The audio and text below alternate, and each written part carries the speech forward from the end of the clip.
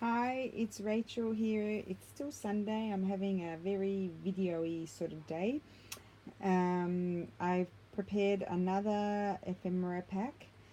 This is number 2, and it has things again from my stash. So, as with the other one, there will be a 10-page PDF file where you can just print it out and I'll show you what it will look like. And you'll also receive 3 zip files that have the JPEG original files, so you can then choose to print them how you like with your printer, large or small, or more to a page, less to a page, and what have you. So I printed these on a multi-purpose high quality paper, and as you can see, the colors turn out really well. As I mentioned with my previous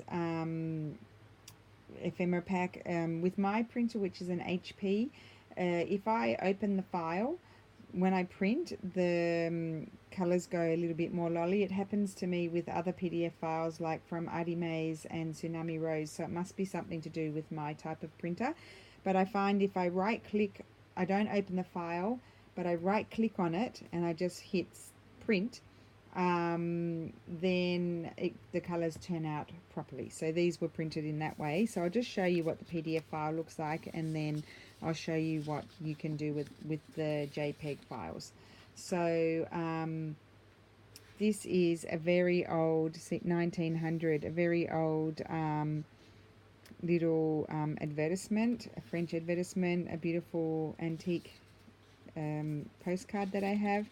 This is a really divine antique or vintage embroidery that my mum gave me. I'm just looking for it. I can't see where I put it. I put it somewhere. I absolutely love it. Oh, here it is. It's really gorgeous. It's a pouch. So you can see it here. So you can see the colours are pretty good in the scanning. And so this is a gorgeous little pouch that I have that I just love.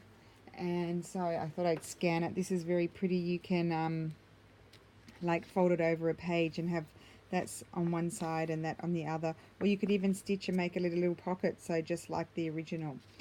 So I put that quite big in the PDF file. These are 2 doilies. Now they're very, very pretty. This was an incomplete, it's vintage and it was incomplete doily, but I really liked that. Like, it hadn't been embroidered, so you could colour that, or you know, you can use it as a journaling sort of thing. This is a very long, beautiful embroidered piece that I found. So it's only half of it in the thing, in the scan, but you could fold it and make it a page and then attach something else where it's a straight line. So or you could cut out the little embroideries. You can use bits and pieces in collaging. You can do many things with it. You could make it even an envelope, like fold it, and that could be the flap. That would be really cool. I might do that. That's quite a good idea. So it's super pretty, that one. This is from 1917, and these are quite, I can find quite a lot of those in Italy. I just love the writing on it. And this is a chocolate sort of label, an antique French chocolate label. Oh, and I'm really excited. I hadn't realized I bought this gorgeous postcard because I love it when the postcards have writing on the front. I just realized it's Lago Maggiore, and I just went there with my dad, and that's the garden on Isola Bella, and I went there, so I'm going to have to put that in my when I write down about what we did with my dad. That's some gorgeous writing on the back of the postcard. And then this is another gorgeous antique postcard that I found. It's very old, so that's very sweet, with the cats jumping through the hoop. I love that one. And this is a gorgeous antique or vintage embroidery that I found at an antique market. And that it's quite, you know, regular around it, so that could be really cool. You can make that, you could even print that on cardstock and make it into a little booklet, or put it in as a page or as a flip out, or anything that you like. And then these are, I love these are velvet doily sort of things, and I just love the colors in that one. And then this is a very typical, I don't know what that technique is called, but I just made it quite small in here, but obviously with the JPEG files you can print it bigger. And then these are some gorgeous trims. This is a vintage trim, and then this is a fairly old trim that I have, and it's so pretty. I think they'd be make gorgeous tuck spots and pockets and things like that, or really pretty to embellish a tag or book or anything. And then this is one of those vintage trims that I bought at in Australia. I bought quite a few meters of it. I just thought the colour was really pretty, and I like the wider ones because you can make little pockets and tuck spots with those. And this is a gorgeous little flower trim that I have, and you could cut those out individually or just very randomly, like vaguely cut around it and use it to embellish pages.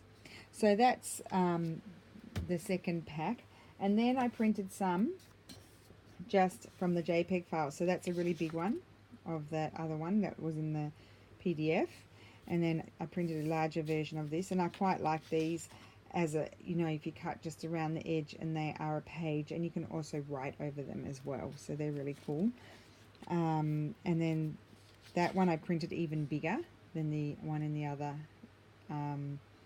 in the PDF file.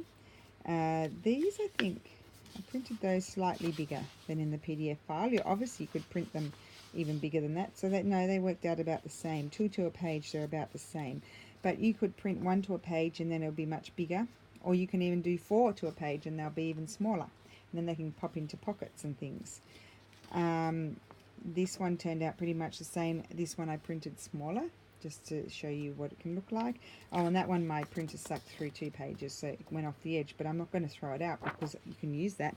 You could even cut this out and have that bit and use it somewhere. It's really gorgeous. So that's my second ephemera. I call it my ephemera pack because it's all but it's kind of papers and ephemera sort of pack. And I'll probably use some of these in my journal that I have to do for Australia, so you'll see how I use them in there. As I said, you can use them as pages, you can use them as flip outs, you can use them as fold over pages so you see it on both sides. You can use them to make all the little things that I made in the previous video. So there's plenty of different options to do with these gorgeous things, and I have purchased all of them, so except for the one that Mum gave me, obviously, but I found them all at antique markets, so, or shops that sell old stock sort of thing.